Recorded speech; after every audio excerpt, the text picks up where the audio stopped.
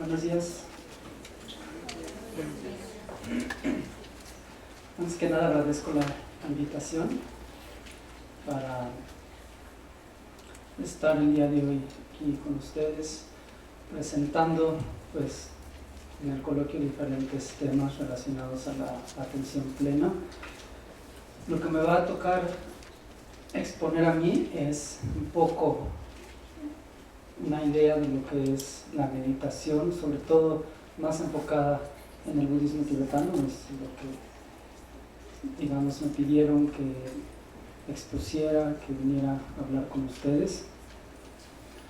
Entonces, vamos a comenzar directamente. Hay algunas personas que conozco ya hace algún tiempo y algunos nuevos rostros también. Quiero darles las gracias a todos por estar aquí. Me gustaría preguntarles quiénes son estudiantes de aquí de la facultad. Ok, perfecto. ¿Los demás son visitantes de fuera? Okay. ¿Y quiénes nunca han escuchado una presentación sobre la meditación en general y en particular sobre la meditación budista? ¿Quiénes no han escuchado? Ok. Algunos de los mismos estudiantes de la facultad, ¿sí? Entonces, mi labor en esta hora que tenemos para esta ponencia, me gustaría que fuera la de tratar al principio de aclarar algunas dudas acerca de lo que es la meditación en general, sobre todo cómo es vista en las tradiciones contemplativas no solo de Asia, sino más particularmente en las budistas, porque creo que a veces hay una malinterpretación o ideas erróneas acerca de lo que es la meditación, creyendo que son prácticas religiosas o esotéricas, o que el meditar es una cuestión, no sé, y existe un poco este cliché, ¿sí? Si ustedes ponen meditación en Google, si buscan meditación en Google y tratan de encontrar una imagen, aquellos que lo han hecho, ¿qué imagen les aparece? Exactamente, ¿sí? Una chica vestida de blanco en la playa, ya sea en el amanecer o en el atardecer, con las piernas cruzadas y con esta postura. Y obviamente no estoy tratando de decir que eso no puede incluir un elemento de meditación, pero realmente a mí lo que me gustaría dejar claro es que en lo más mínimo la meditación tiene que encasillarse en esta imagen o en este cliché, ¿sí? Vamos a comenzar por el principio. En tibetano, meditación se dice gom. Gom es la misma palabra que coloquialmente usamos para referirnos a la familiarización con algo. Entonces, básicamente podemos decir que meditar es familiarizarte. Ahora, no todo tipo de familiarización se considera meditación, propiamente hablando, pero sí aquella familiaridad con aspectos positivos de la mente.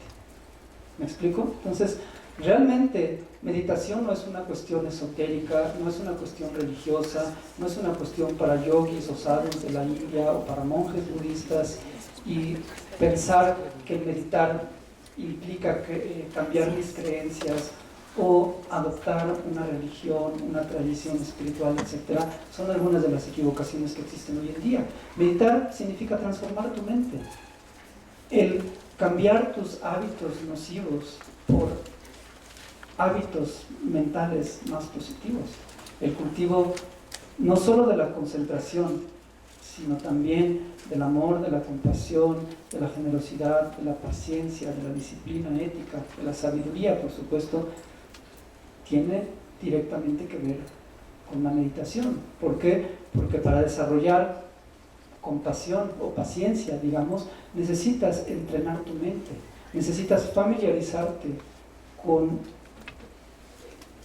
cómo ser más paciente, cómo ser más tolerante, cómo poder soportar las dificultades del mundo. Y eso en sí mismo ya es una meditación. Entonces, meditar no implica el vestirte de blanco y sentarte en esos zafos que están hechos con cascarilla de café y poner una vela, prender un incienso y recitar Om o algo similar. Puede que sí, no estoy diciendo que no haya meditaciones que puedan llevarse a cabo de esa manera, pero no debemos encasillar la meditación en este sentido. Y para aquellos estudiantes de psicología, yo los invito realmente a ver que cuando en el budismo se presenta la meditación, no es desde esa perspectiva esotérica o imaginaria, o que a lo mejor pues para aquellos sadhus o monjes budistas tiene alguna implicación o beneficio para una persona que vive en el mundo real. Aparte, eso siempre se me ha hecho curioso, como si los monjes no vivieran en el mundo real, pero para aquellos que vivimos en el mundo real, pues qué beneficio puedo obtener. Entonces ese es el primer aspecto que a mí me gustaría compartir con ustedes, que meditación es algo mucho más amplio y que va más allá de religiones o de creencias, simplemente transformar tu mente. Y creo que para cualquier persona que quiera tener bienestar, no solo exterior, sino cierto bienestar interior, pues el meditar es una cuestión importante, ¿sí? Meditar, nuevamente, no que tengas que adoptar esa postura en creencias, etc. Simplemente el tratar de familiarizarte con aspectos positivos de la mente, ¿sí? Entonces, a mí me gustaría, porque estamos obviamente en una facultad de psicología, que viéramos que realmente esa es la razón por la cual el budismo tiene mucho que ofrecer, ¿sí? A mí cuando me preguntan si el budismo es una religión o no, ¿saben qué respondo? Depende de qué entiendas por religión. Cuando uno investiga realmente, por ejemplo, la etimología de religión, es cierto, pero también muchas definiciones e ideas que existen alrededor del concepto de religión, realmente pareciera que el budismo puede pertenecer a algunas de estas definiciones, pero a otras no. Entonces todo depende que entiendas por religión, pero lo que sí definitivamente es que en ese caso incluso podemos dividir lo que es la religión budista de lo que es la filosofía budista, y en este caso lo que es la psicología budista. Entonces hay cosas del budismo que a lo mejor no son aplicables para todos en general. El concepto de reencarnación, por ejemplo, o el origen del mundo, eso no es necesario hablarlo en una facultad de psicología. Son cuestiones que tienen que ver, si quieren, con la religión budista. Pero hay que recordar que dentro de todo este estudio y conocimiento que se desarrolló en la India antigua, sobre todo en la tradición budista, existen aspectos muy importantes y muy científicos también, y la psicología es uno de esos campos que puedes totalmente hacer a un lado aquellos aspectos que pudieran parecer religiosos y únicamente concentrarte en cómo el budismo presenta la realidad y cómo expresa los diferentes tipos de mentes y aspectos psicológicos que un ser humano posee, y cómo trabajar, por ejemplo, con las aflicciones, con las mentes o factores mentales que perturban nuestra mente, como el odio, el resentimiento, la codicia y la avaricia, para obtener esa transformación interior. ¿Me explico? Entonces ese es como el primer punto que yo quiero dejar claro, y en cierta manera, porque es una de las primeras ponencias en el coloquio, y van a tener otras exposiciones acerca de la atención plena, que no caigamos en esa idea de que, pues bueno, es una cuestión religiosa de los budistas y venimos a escuchar. Es una cuestión bastante científica, es una cuestión bastante laica, incluso, que se puede totalmente separar de la psicología budista. Y en este caso, las técnicas de contemplación son una herramienta para transformar la psique, no una cuestión, como yo decía, esotérica o algo similar. Entonces, dentro de este concepto de meditación, que es el familiarizarnos con aspectos positivos de la mente, podemos encontrar en el budismo dos grandes ramas. A veces estas dos grandes ramas se expresan como shamatha y vipassana. Shamatha en tibetano se dice shine, que se traduce como morar en calma. Morar en calma no quiere decir que sea una meditación de relajación, porque para el budismo la meditación es algo mucho más que la relajación. Si te quieres relajar, pues puedes ir a un spa, puedes ir a otro lugar donde puedas dormir un rato, relajarte, que te den un masaje, pero meditar no es relajarse. Puede haber un aspecto de relajación en la mente, pero no es una técnica que busca en sí mismo la relajación. Entonces, shine, shi significa paz o tranquilidad, y ne es permanecer o morar. Entonces, generalmente lo traducimos como morar en calma. Y morar en calma aquí quiere decir morar en una calma meditativa, es decir, en un equilibrio meditativo alejado de los obstáculos principales que son la agitación y el hundimiento mental, ¿sí? Hay varias maneras de traducir estos dos conceptos. Jinhua, que a veces algunos traductores lo expresan como laxitud o sopor, pero para mí la laxitud y el sopor son manifestaciones más burdas del hundimiento mental. Jinhua quiere decir cuando puedes concentrarte en un objeto y puede ser que todavía tengas claridad en él, pero la claridad no es intensa, ese es el nivel más sutil de Jinhua, que es lo que yo traduzco como hundimiento mental. Y agitación también quiere decir que puedes observar el objeto de meditación, puede ser la respiración o una imagen, con cierta estabilidad, pero no realmente una gran estabilidad. O sea, sí mantienes la atención, pero no con una gran estabilidad. Ese es, digamos, el elemento más sutil y más burdo, es cuando esa agitación ya se convierte en una mente que se disipa totalmente y te lleva a la distracción, ¿sí? Entonces, por otro lado, se habla de vipassana, que es un término que seguramente muchos de ustedes han escuchado, y más adelante en esta ponencia quisiera hablar un poco de qué es vipassana para las escuelas mahayanas, sobre todo para la tradición del budismo tibetano, más en particular la escuela Gelug, que hay una diferencia en lo que se conoce como vipassana en las escuelas hinayanas, por ejemplo en el Theravada. Entonces, vipassana se puede traducir como una visión superior o una visión especial. En tibetano se dice Ra Thong. Ra es como superior o especial y Thong significa visión. Y visión aquí significa comprensión, es una comprensión superior de la realidad, ¿sí? Entonces, sin embargo, a lo que quería llegar aquí es que aunque muchas veces se divide la meditación en el budismo como shamatha y vipassana, shamatha entendiéndose como una meditación de concentración en un solo punto y vipassana más como una técnica que investiga la realidad, realmente, por ejemplo, cuando estudiamos nosotros los textos que hablan de los diferentes tipos de meditación, la forma de dividir la meditación es un poco más amplia en algo que se conoce en tibetano como Chegom y Yugom.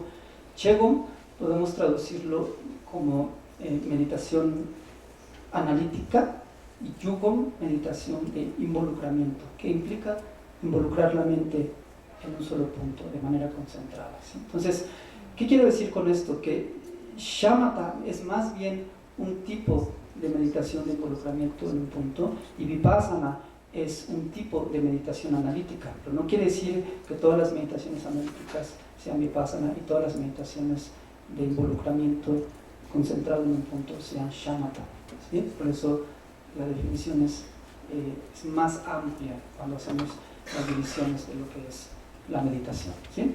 ¿Hasta aquí vamos bien? Entonces, ¿qué significa meditación? Es familiarizar la mente con aspectos positivos. Punto número 1. Punto número 2, ¿cómo se divide la meditación? En meditación analítica y meditación de involucramiento, que quiere decir la meditación de concentración en un solo punto, ¿sí? Y esto creo que elimina otra de las malinterpretaciones que existe acerca de la meditación, que es esta idea de que meditar de entrada es poner la mente en blanco, que no es necesario. Si poner la mente en blanco fuera meditar, entonces inducirnos un coma tal vez sería la mejor forma. Te induces un coma por una semana y ya puedes decir que hiciste un retiro de meditación, ¿cierto? Y quiero que recuerden este punto porque ahorita vamos a llegar a un pasaje histórico muy importante de la historia de Tíbet que tiene que ver con este tipo de creencias acerca de la meditación, ¿sí?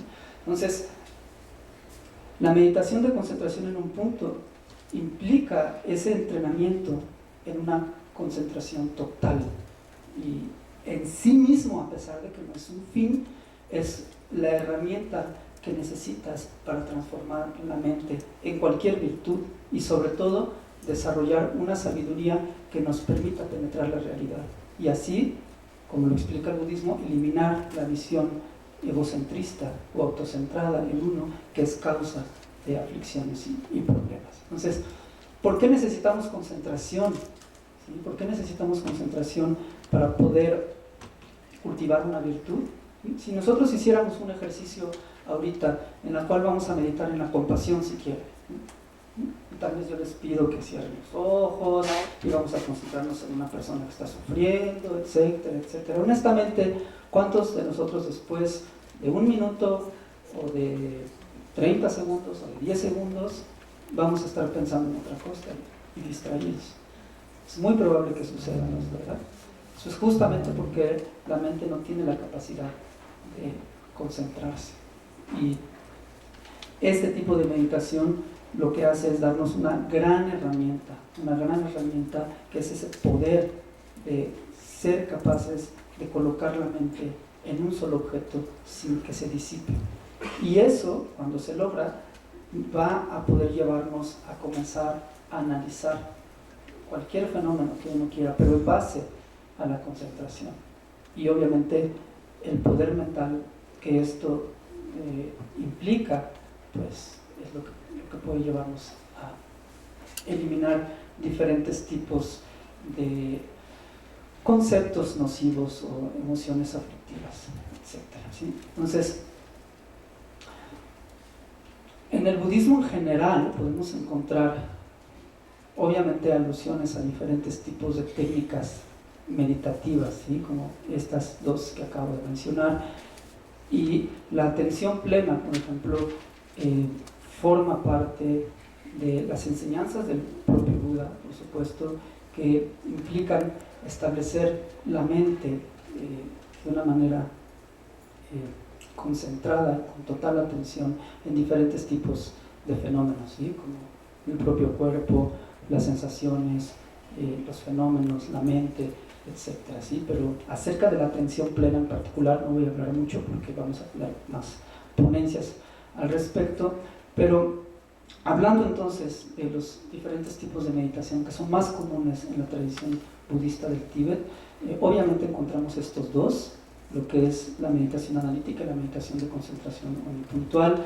Dentro de las meditaciones de concentración unipuntual, recuerden, shamatha es como la meditación por excelencia que nos lleva a obtener esa total concentración, ¿sí? Y vipassana, para la tradición budista en Tíbet sobre todo, y a pesar de que hay varias diferencias en las escuelas, en las visiones, digamos como nosotros lo estudiamos en la tradición Gelug, es que para obtener vipassana primero tienes que haber obtenido shamatha. Eso es algo que no es explicado de la misma manera en todas las tradiciones. Sin embargo, ¿por qué es que en estas escuelas se manifiesta de esta forma? ¿Sí? Lakton, vipassana, es la visión especial o la visión superior en las escuelas del budismo tibetano, implica un conocimiento profundo de la realidad, de lo que en el budismo llamamos la vacuidad o el vacío. ¿Y qué quiere decir la vacuidad o el vacío? No se refiere obviamente a un espacio vacío o algo similar. De hecho, es un concepto bastante científico. Por eso yo explicaba desde el principio que la manera en que el budismo presenta la realidad y también cómo es vista la mente y expresada los diferentes tipos de aspectos o factores mentales en el budismo es en muchas ocasiones bastante cercano a la misma ciencia. Y en algunos aspectos, obviamente, no en todos, pero cuando menos algo que es interesante en el budismo, cuando menos para mí, es que todo tiene una lógica o una congruencia. Y tal vez no es la misma lógica que todos proponen o siguen, pero cuando menos el budismo sí trata que cualquier cosa que exprese sea acorde a la realidad y congruente, no nada más una cuestión dogmática o algo por el estilo. Entonces, para el budismo, todos los conflictos, todos los problemas del mundo suceden por una malinterpretación de la realidad. Eso es lo que el budismo le llama ignorancia fundamental. Entonces me gustaría explicar un poco de eso para situar también qué es lo que buscan las técnicas contemplativas. Como la atención plena, por ejemplo, al final del día, es una técnica que busca eliminar completamente el sufrimiento. Aunque claro que tiene muchos beneficios a corto y a largo plazo, no estoy diciendo que no, tiene beneficios en el cuerpo físico, reducción del estrés físico, del estrés mental, mejora de la memoria, de la calidad de vida, etcétera, ¿sí? Pero esos también van a estar escuchando al respecto. Supongo, ahorita lo que me quiero enfocar es en la presentación de cómo el budismo ve la comprensión directa y total de la realidad como el elemento que elimina el sufrimiento. Y esto es justamente porque todos nuestros problemas y conflictos, sufrimiento, según la psicología budista, provienen de esta malinterpretación de la realidad, de la cual yo estaba mencionando ahorita. Malinterpretación de la realidad quiere decir que, según el budismo, y no solo según el budismo, pues algo que la ciencia podemos decir que también está de acuerdo en esto, todos los fenómenos son interdependientes. ¿Qué quiere decir que son interdependientes? Que no hay nada ni nadie que exista de manera aislada. Es decir, no existen entidades individuales, permanentes, inmutables, aisladas, fragmentadas, inherentes, que no estén relacionadas con algo más. ¿No es cierto? Esto es, creo que, algo que a lo mejor intelectualmente es sencillo de entender, en cierta forma, como el reloj, por ejemplo.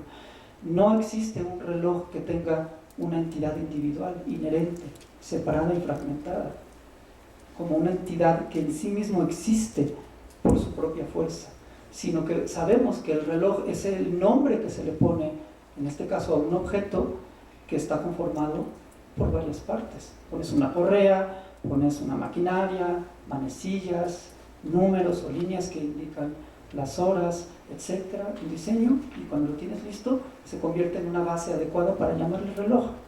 ¿No es cierto?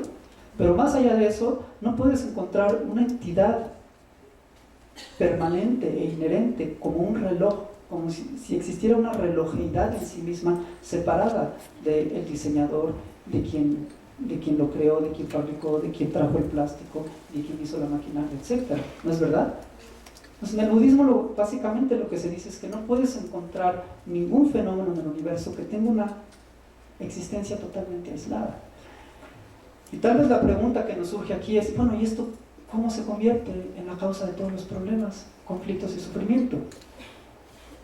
Es porque, así como tenemos esa misma percepción de los fenómenos externos, de la misma forma la tenemos de nosotros mismos, ¿sí? Ahora bien, antes de mencionar esto, recordemos que tal vez, como yo decía ahorita, intelectualmente entender que los fenómenos no existen de manera inherente, aislada, individual, pues no parece tan difícil. Pero no porque lo comprendamos intelectualmente quiere decir que va a eliminar esa profunda sensación, que es lo que dice la psicología budista, esa profunda sensación, esa percepción que de manera inconsciente sigue operando dentro de nosotros. Es como tal vez entender un miedo, por ejemplo, para aquellos que estudian psicología, tú puedes entender que tienes un miedo, puedes entender intelectualmente que tienes una fobia o un vicio, pero no por entenderlo intelectualmente quiere decir que lo vas a poder eliminar, ¿no es cierto? Asimismo, no porque entiendas intelectualmente la realidad, diría la psicología budista, quiere decir que ya vas a vivir acorde a ese conocimiento intelectual, sino que tienes justamente a través de la meditación de comenzar un proceso de reflexión y más allá de una mera reflexión, de la familiarización con el estudio, con la reflexión, a través de una total concentración acompañada de análisis, para que puedas profundizar más y más y más en ese entendimiento, hasta que hay un momento que se convierte en una total experiencia. Esa total experiencia es lo que comienza a liberarnos de las emociones aflictivas o de las aflicciones mentales en general, porque no todas las aflicciones mentales son emocionales. Entonces, regresándome un poco, cuando tienes esa visión de ti mismo, tienes esa visión de ti mismo en la cual te percibes tú también como fragmentado, como una entidad individual fragmentada de los demás, como si realmente existiera un yo y otros reales y concretos, mientras que no nos damos cuenta que yo y otros es una cuestión totalmente relativa. Es como cuando veíamos Plaza Sésamo y están, no sé si Enrique y Beto, quienes eran, no me acuerdo, pero se paran aquí y el otro se para allá y te enseñan ese juego de relatividad, cómo se cambian, te dicen aquí ya no es aquí, aquí es allá, etc. Entonces no hay una aquí y no hay una allá inherentes, sino depende de dónde esté el observador. Entonces lo que dice la psicología budista es que no hay un yo tal cual como una entidad real, concreta, y otros, pero la mente percibe. No quiere decir, no estoy entrando en una cuestión New Age de que todos somos uno, una misma conciencia. No, es real. O sea, uno tiende a pensar que realmente existe un yo de este lado totalmente fragmentado de otros. Y de ahí es que para el budismo se genera lo que se llama Ranjit Simba, que sin hacer una traducción literal podemos decir que se puede expresar como una visión autocentrada. Es lo que en Occidente generalmente llamamos el ego, el egoísmo, que es no ego como una concepción de uno mismo, esa es otra cuestión, sino egoísmo como esa visión autocentrada, ese enfoque en el cual únicamente ves por ti, hacia ti y lo que tiene que ver contigo, y realmente no te das cuenta que los demás son tan importantes como tú, ¿sí? Es esa visión de que estás fragmentado de la realidad y de otros, te hace percibir un yo aquí inherente, el cual tienes que proteger en contra de los demás. Y eso crea la concepción de Nada Iwa, que quiere decir yo y lo mío. Esa concepción de yo y lo mío, según la psicología budista, crea todos los problemas del mundo. No que no debas de pensar que tú existes y tienes cosas, no. Que yo y lo mío es fundamentalmente más importante que tú y lo tuyo. ¿Me explico? O sea, claro que hay una concepción y hay una individualidad. Hay una concepción de un yo, hay una individualidad, y claro que a uno le pertenecen cosas que tienes que considerar como tuyas, no es de lo que estoy hablando, pero es cuando esa concepción realmente tiene una implicación aflictiva en la cual sientes, percibes que yo y lo mío es más importante que tú y lo tuyo. Y el budismo a lo que nos invita es a reflexionar si hay un solo conflicto en el mundo, un solo problema, una guerra, una injusticia o un abuso que no haya surgido de la idea de que yo y lo mío es más importante que tú y lo tuyo. ¿A ustedes se les ocurre alguno? Difícil, ¿verdad? Guerras por religión, por raza, por creencias, por políticas. Los conflictos surgen, incluso entre una familia, entre amigos o la pareja, porque tú piensas que tu opinión o lo que tú estás sintiendo, en cierta manera, es más importante que lo que la otra persona está sintiendo o pensando. Tal vez no lo expresas así, pero hay algo en el interior que te hace pensar que mi postura es la real y no te permite ver que la otra persona también tiene su postura. Esa es una manera de explicarlo, cómo esa malinterpretación de la realidad causa todos los problemas del mundo. Otra manera de también referente a la psicología budista es de la siguiente forma. Cuando tienes esa visión autocentrada, una visión autocentrada en la cual te percibes como más importante que otros, todo lo que alimente, todo lo que nutra esa concepción se va a convertir en un objeto de apego. Claro, si yo siento que soy importante, me voy a pegar, me voy a aferrar a aquellos elementos, personas o situaciones que estén nutriendo esa idea de que yo soy fundamentalmente importante, más importante que otros, ya sea la manera en que alguien me habla, o si veo un objeto que me hace sentir bien, o una situación, etc. Entonces me aferro a ellas, no quiero que se acaben, no quiero que se extingan, no quiero separarme de ellas, me aferro y desarrollo ansia, apego, el cual son aflicciones que en sí mismo causan otras problemáticas. Y en cuanto, por ejemplo, aquellos elementos que dañan esa visión de autoimportancia, esa creencia de que soy fundamentalmente más importante que los demás, se van a convertir en objetos de aversión. Entonces todo lo que daña mi ego, incluso puede ser que una persona quiso tener una actitud positiva conmigo, pero a mi ego, a esa visión autocentrada, a esa concepción de que yo soy importante, no le agrada, y entonces inmediatamente siente rechazo hacia el objeto, hacia la persona o hacia la situación. Entonces esta es la manera, y creo que es interesante para todos en general, sobre todo para aquellos alumnos de psicología de la facultad, el entender cómo la psicología budista habla del origen del sufrimiento, de los conflictos. Entonces comienza con una malinterpretación de la realidad, ¿okay? En el cual percibes los fenómenos aislados, independientes. Cuando ves la pared, parece que la pared existe como una entidad que en sí mismo es concreta y individual, no depende de algo más. Y aunque lo puedas entender intelectualmente, lo que dice la psicología budista es que hay parte de la percepción, de la cognición, que siente que hay una pared ahí tal cual, y no nos damos cuenta que la pared es el mero nombre que se le da al conjunto de varias, en este caso, fragmentos de madera o ladrillos que la conforman. Y si tratas de realmente descubrir dónde está la pared, eso es a lo que nos invita a hacer la psicología budista. Trata realmente de encontrar la pared, en dónde está. O sea, fundamentalmente, en qué parte de la pared se encuentra. Si es el todo el conjunto, o es más bien que se puede localizar en una parte específica. Y es una investigación bastante interesante. Si está en el todo, entonces quiere decir, o sea, la pared en sí es el todo, quiere decir que si falta un pedazo de pared, tal vez tendría que dejar de ser pared, porque la pared es el todo, es el 100, no puede ser menos que el 100. Entonces, ¿en qué momento empieza la pared? Si es localizable en un punto, entonces tienes que ir quitando cada una, por ejemplo, de las no sé, fragmentos de madera y tratar de ver dónde está la pared. Y tal vez es difícil encontrarla ahí. Ahora bien, tercera pregunta, ¿existe la pared como un elemento totalmente individual que no dependa de los componentes que conforman la pared? Pareciera que tampoco.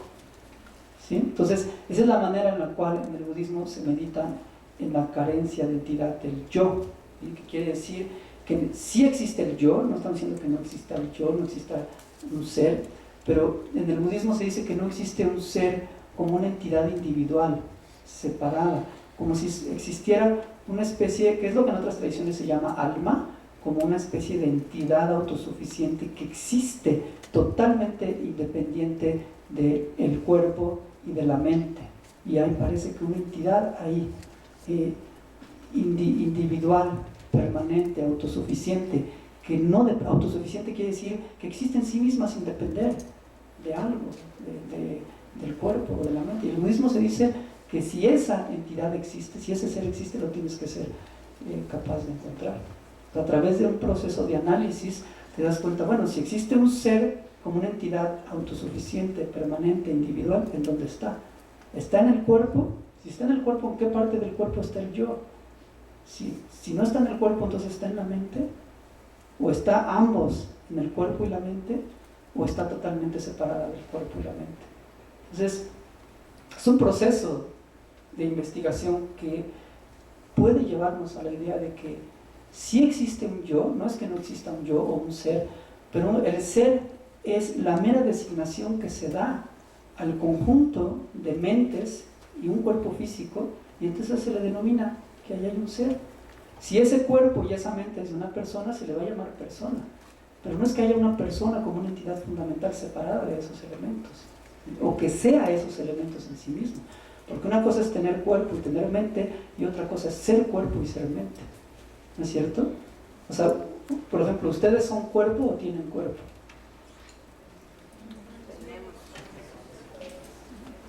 ¿Tenemos?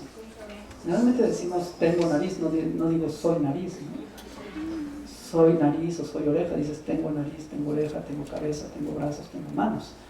Entonces pareciera que hay alguien que posee el cuerpo y que posee la mente. No quiere decir que sea, en otras tradiciones sí hay una entidad que es la que posee los agregados psicofísicos. Incluso en algunas de las escuelas del budismo se puede expresar de esa manera, por ejemplo en la escuela Vaibhashika. Pero para escuelas más avanzadas del budismo, como la Madhyamika, se dice que más bien al conjunto de cuerpo y de diferentes aspectos mentales se le llama, si es el cuerpo y la mente de una persona, persona, y si es el cuerpo y la mente de un gato, se le va a llamar gato. Pero más allá de eso, no vas a poder encontrar un gato que tenga una existencia aislada por sí mismo, ¿sí? La carencia de eso es a lo que se le llama vacuidad. O sea, vacío quiere decir la no existencia de este tipo de fenómeno o entidad. Entonces, lo que busca el budismo, al final del día, es comprender esa realidad totalmente profunda, ¿sí? Porque esta malinterpretación de la realidad de la cual hablaba crea esa concepción de que uno está aislado de otros, por tanto hay algo aquí que debes de proteger. Se crea una concepción, digamos, autocentrada de uno, y como yo decía, lo que alimenta esa concepción se convierte en objeto de apego, lo que daña esa concepción se convierte en objeto de aversión, y de ahí se ramifican todas las aflicciones. Entonces eso desde el punto de vista de la psicología es interesante, porque así es como lo expresa esta tradición, ¿sí? De la mala interpretación de la realidad surge la visión autocentrada. De la visión autocentrada, lo que daña la visión autocentrada se convierte en objeto de aversión, lo que alimenta la visión autocentrada en objeto de apego, y del apego y de la aversión a sí misma se ramifican otras aflicciones. Por ejemplo, del apego, la agitación, la arrogancia y la avaricia, ¿sí? De la aversión, el resentimiento, la cólera, el despecho, la intención dañina. De la ignorancia también, en sí mismo de la ignorancia, se manifiestan otras aflicciones, como ocultar las faltas, el hundimiento mental. Y otras surgen, ya sea de la ignorancia o del apego, y hay otras que surgen de cualquiera de estas tres mentes, que se les llaman los tres venenos: al apego, la aversión y la ignorancia. Esto crea lo que se llaman las 20 aflicciones. Y las 20 aflicciones, que son diferentes tipos de mentes no virtuosas que perturban nuestra mente. De entrada ya tienen una cualidad negativa en sí misma, que es quitarnos completamente nuestra paz mental. Estamos hablando de aflicciones mentales como el odio, el resentimiento, la codicia, la avaricia, los celos, el engaño, la deshonestidad, etc. Eso en sí ya perturba la mente, ya causa un cierto tipo de sufrimiento. Pero más allá de eso, también lo que causan es que uno dañe a otros cuando estás controlado por estas aflicciones, es obvio. No insultas, robas, mientes, matas cuando estás en paz y tranquilidad. ¿No es cierto? No cuando acabas de terminar tu sesión de meditación, como que acabamos de descubrir, sales totalmente relajado, en paz y tranquilidad, vas a poner a insultar a otros, o vas a robar, o vas a matar. Cuando la mente está tranquila y equilibrada, no te involucras de manera aflictiva o no virtuosa con tus palabras y tus acciones físicas. Es cuando la mente está controlada por una aflicción. Entonces, cuando comprendes la realidad, eliminas esa visión autocentrada. Cuando eliminas la visión autocentrada, ya no actúas en base al apego y la aversión.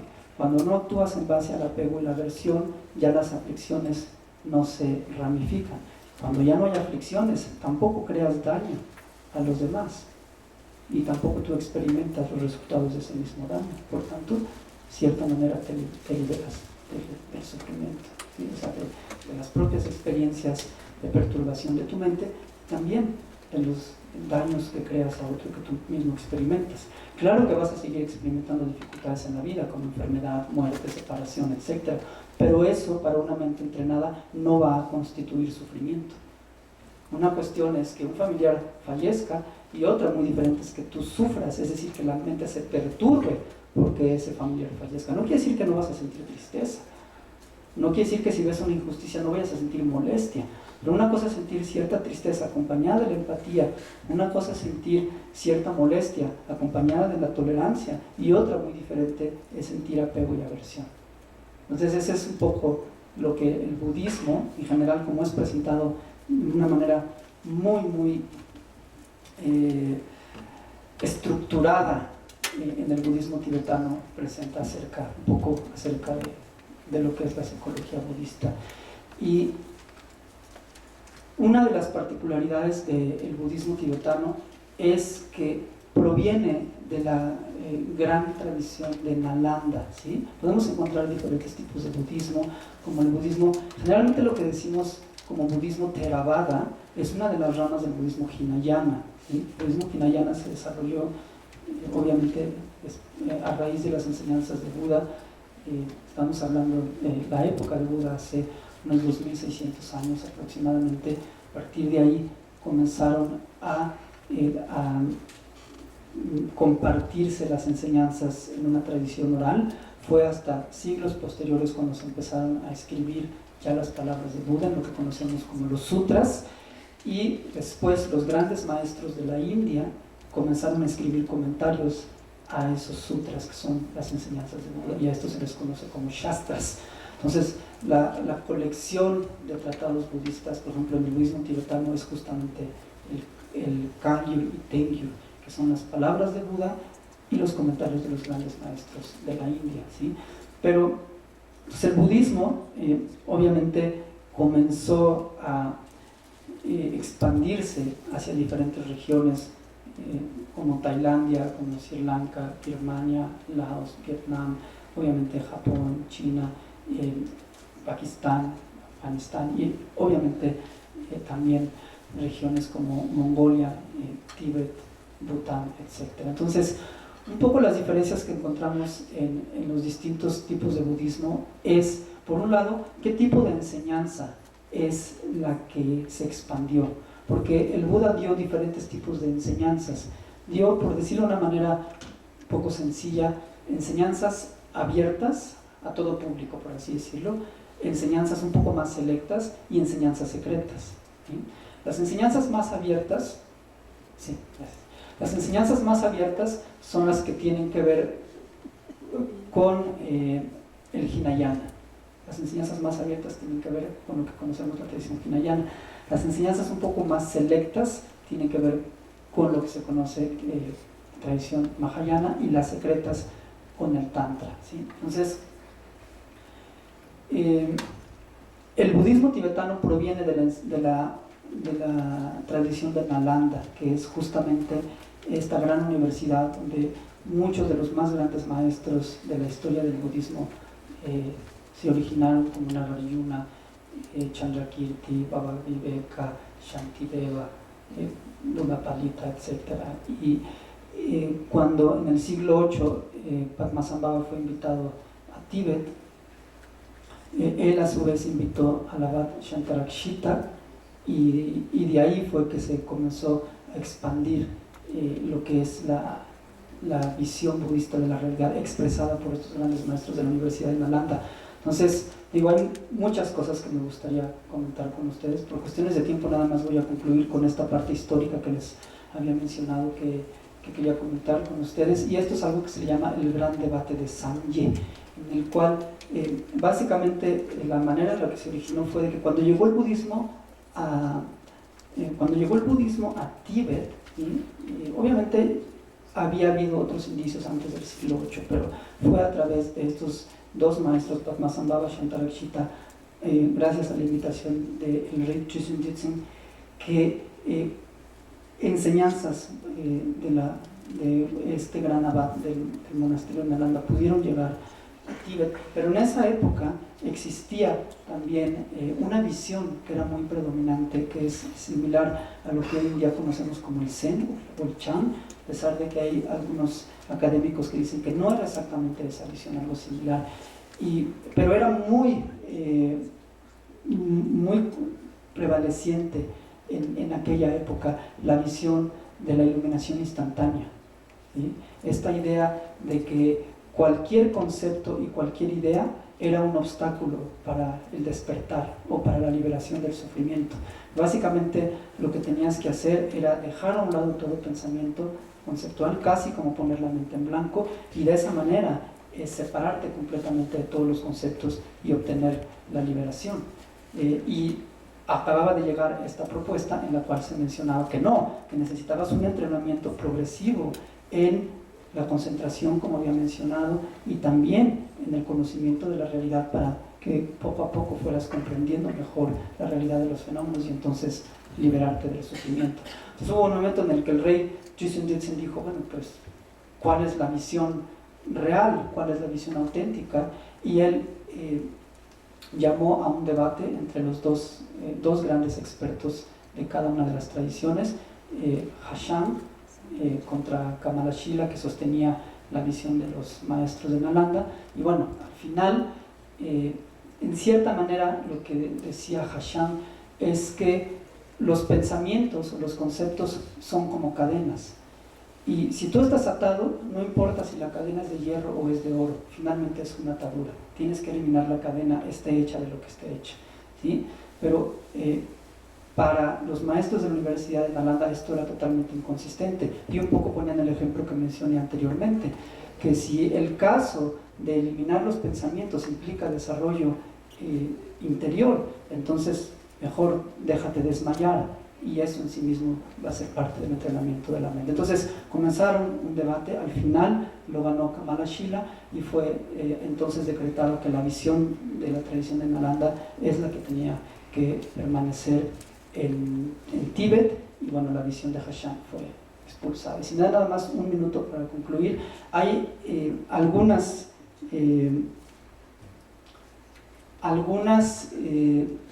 diferentes meditaciones que podemos encontrar en el budismo tibetano, como Dzogchen, Mahamudra o el Tantra, ¿sí? Entonces, solo de manera breve, ¿qué busca el Dzogchen, el Mahamudra o el Tantra? ¿Sí? Buscan exactamente lo mismo que yo acabo de compartir con ustedes: comprender la realidad de manera directa para eliminar la visión autocentrada y liberarse del sufrimiento. Aquí la única diferencia es cómo llevan a cabo ese acercamiento, ¿sí? El proceso del sutra, que es el que habíamos descrito en cierta manera, se dice que puede tomar mucho tiempo, porque empieza con razonamiento, después con una imagen genérica que es algo similar a esa realidad, aunque no lo es, y poco a poco se convierte en una experiencia de la realidad. Para el Tantra hay una manera de acceder a niveles más profundos de conciencia a través de ciertas prácticas meditativas para trabajar con esa mente más sutil y comprender la realidad, ¿sí? Y en cuanto al Dzogchen y el Mahamudra, también. La única diferencia es que hay versiones del Dzogchen y el Mahamudra que pueden comprender la realidad de manera directa, pueden acceder a esa manera sutil sin necesidad de utilizar energías en el cuerpo, que es como lo explica la práctica del Tantra. Pero todo esto que escuchamos en el budismo tibetano, Tantra, Dzogchen, Mahamudra, etc., buscan finalmente comprender esa realidad de manera profunda para eliminar la visión autocentrada y de esa manera desprendernos totalmente de las aflicciones y por ende del sufrimiento, obviamente acompañada de lidiante compasión, que quiere decir no solamente liberarnos nosotros, sino también buscar ayudar a otros a esa liberación. Entonces es un poco la idea de la psicología budista y de lo que buscan las prácticas meditativas en esta tradición.